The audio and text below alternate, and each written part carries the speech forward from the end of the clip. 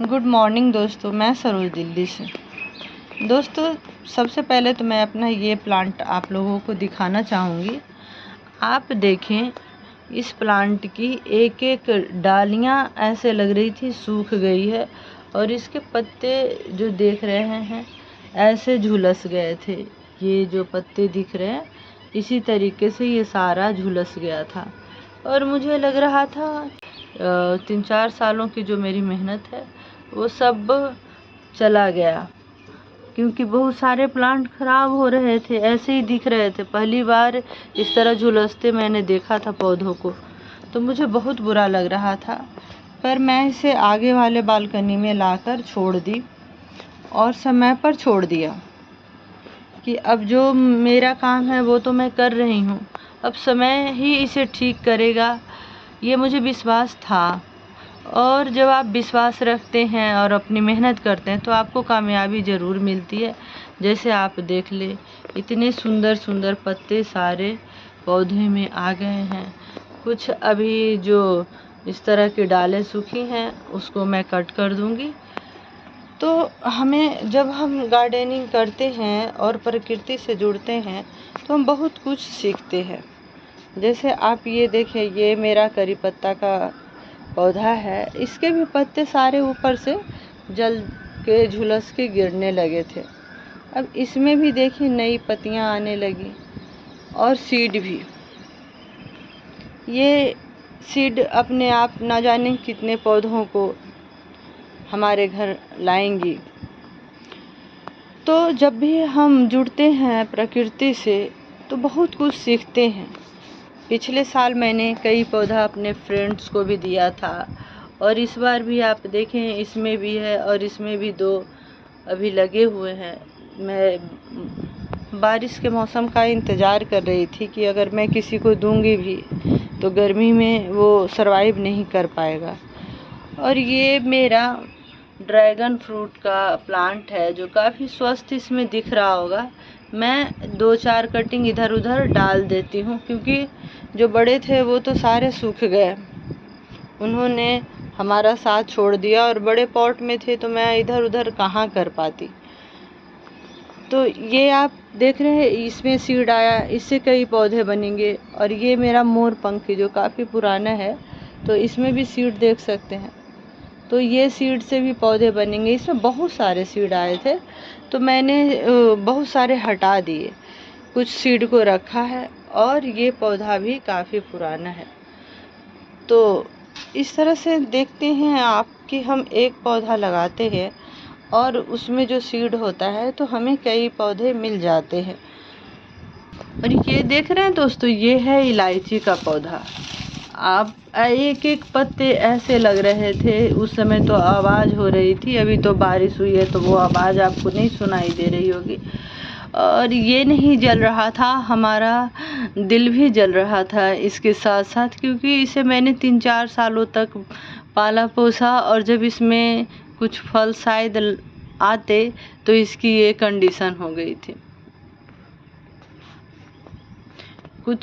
जब इसमें कुछ फल आते तो इसकी ये कंडीशन हो गई थी। तो मन तो काफ़ी उदास था। पर जब मैं बात कर रही थी कि जब हम प्रकृति से जुड़ते हैं तो सभी रंग हमें देखने को मिलते हैं। अब आप देखें, इसके पत्ते भी हरे हो रहे हैं और जब मैं इसको कटिंग करूँगी और बारिश होगी तो ये बहुत सुंदर पौधा हो जाएगा, क्योंकि ये बेसिकली ह्यूमिडिटी इसको पसंद है। हमने ड्राई वेदर में इसको रखा तो हमारी भी गलती होती है, ऐसा बात नहीं है। और इन्हें भी देखिए, ये भी जाते जाते बचे हैं, इनको मैंने नीचे बालकनी में शिफ्ट कर दिया था। कुछ निशानियां बची हुई हैं अभी, जो अपने आप अगर मैं नहीं हटाऊंगी तो प्रकृति इसे खुद साफ कर देगी। इसी तरीके से ये फर्न का देखिए क्या कंडीशन था और अब इसमें नई नई पत्तियां आ रही हैं। तो मैं हमेशा ये बात बोलती हूँ कि कभी कुछ जीवन में कुछ दुख आए, कुछ ऐसी परिस्थितियाँ आए तो हमें उस समय बहुत पेशेंस बनाकर रखना चाहिए अपने तरफ से प्रयास करना चाहिए, जैसे मैंने किया, किसी को बालकनी में शिफ्ट किया, कुछ चादर को भिंगाकर उसके ऊपर डालने लगी पौधों को, कुछ आगे वाले बालकनी में शिफ्ट किया, और जिसे मैं नहीं कर सकती थी उसे भगवान भरोसे छोड़ दिया। क्योंकि जब आपका गार्डन इतना बड़ा होता है तो आप कितना काम करेंगे, और काम भी मैं खुद करती हूँ अपने गार्डन में, अकेले ही लगभग पूरा गार्डन को संभालती हूँ, क्योंकि मुझे पेड़ पौधों से बहुत लगाव है। और मैं मॉर्निंग में 4 बजे से 5 बजे के बीच में उठ जाती हूँ, और सबसे पहले मैं ऊपर आती हूँ और इन्हें ही देखती हूँ। तो जब हम प्रकृति से जुड़ते हैं तो बहुत कुछ हमें दिखाती है, सिखाती है। इसीलिए मैं कहती हूँ कि हर इंसान को प्रकृति से जुड़ना चाहिए, क्योंकि जब मैं जुड़ी हूँ तो जो मैं महसूस कर रही हूँ तो आप भी उसको कर सकते हैं। इतने सारे काम होते हैं, जब आप आएंगे तो किसी की पत्तियाँ हटानी होगी, जैसे ये देखिए, क्योंकि मैं ऑर्गेनिक करती हूँ तो मैं कुछ डालती भी नहीं हूँ, तो ये पत्तियों के अंदर लीफ माइनर एक होता है वो हो जाता है, तो आप इसको तोड़कर हटा दें। और ये सहजन का पौधा, ये भी ऐसा लग रहा था कि साथ छोड़ेगा, जबकि ये बहुत हार्डी होता है। इसके पत्ते ऐसे देख रहे हैं, ऐसे पीले होकर झड़ रहे थे, पर अब आप देखें, अब इन्हें कौन रोकेगा। देख रहे हैं, जैसे ही मौसम ठीक हुआ तो अब इन्हें कौन रोकेगा। ऐसी हमारी जीवन होती है, कभी कभी लगता है सब कुछ रुक गया, लेकिन जब हम मेहनत करते रहते हैं, लगातार प्रयास करते रहते हैं, तो हम भी इस सहजन के पौधे की तरह बढ़ सकते हैं, हमें भी कोई नहीं रोक सकता। दोस्तों, ये मेरा अनार का पौधा, ये भी, इनकी भी वही स्थिति थी जो सारे पौधों की थी। मैं पहले भी इसको दिखाई हूँ, अब आप देखें। तो कहने का मतलब है कि हमारा जीवन भी ऐसा ही है। कभी लगता कि कुछ नहीं हो रहा है, लेकिन हम अगर लगातार प्रयास करते रहेंगे, जैसे मैंने किया, मैंने अपने तरफ से कभी भी होप नहीं छोड़ा।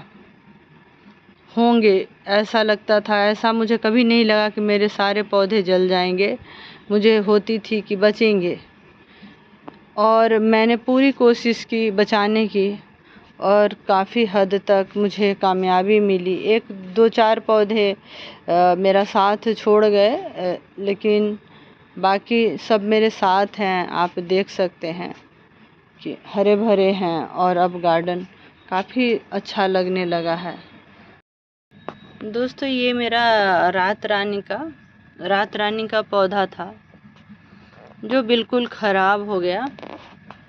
ये शायद अब सरवाइव नहीं कर पाएगा, क्योंकि इसकी डंडियां देख रहे हैं आप, कोई जान नहीं बची है। हालांकि मेरा अभी भी कुछ विश्वास बचा हुआ है। तो इसके ऊपर मैं दिनकर जी की वही कविता मैं दोहराना चाहूँगी जो मैंने लाइव में बोला था। जब फसल सूख कर तिनका तिनका बिखर जाए, तो फिर होने वाली वर्षा का रह जाता कोई अर्थ नहीं। और आप इस प्लांट पर ये बात लागू होते देख रहे हैं, क्योंकि ये सूख गया बिल्कुल, तो अब कितनी भी बारिश होगी ये पौधा हरा भरा नहीं होगा। और ये कि मेरा पौधा था जो भी काफ़ी साल पुराना था, मैंने कटिंग किया है, कुछ हल्का सा इसमें साइन आया है कि ये ठीक होगा। तो इसी तरीके से आप लोग गार्डनिंग करते रहें, और एक विश्वास के साथ। ये बैगन का फूल देख रहे होंगे, और ये मोगरा का फूल है। जो पौधे जल रहे थे उनमें अब फूल आने लगे, और पिछले 1 सप्ताह से गुलाब में भी एक छोटा सा फ्लावर आया है।